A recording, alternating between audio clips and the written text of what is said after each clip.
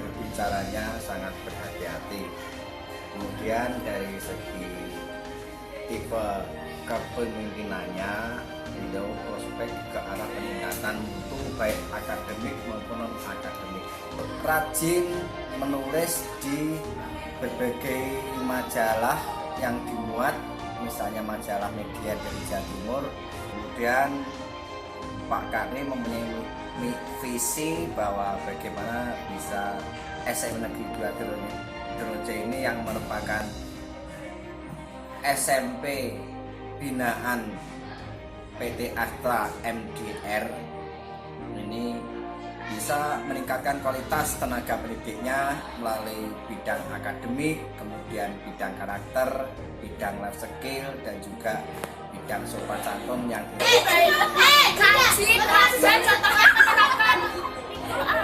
masuk kelas buka sepatu terus lagu doa terus disiplin. supaya tertib peraturannya yang di Pak Karni itu orangnya juga berbicara santun. Kan 6:30 kita Beliau nyampe sini jam berapa? jam 6:30. Nah. Terus ngapain? Pernah lihat pas nyapu nggak? Pernah. Di lapangan sukanya bersih-bersih. Bantuin siapa? Membantu Pak Tali sama Pak Jani. Pak Sing juga. Enggak, Jeng.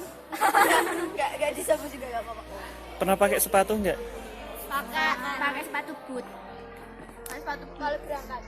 Kalau sahabat sekolah pakai Kalau di sekolah? sepatu Cina. Sepatu pantofel.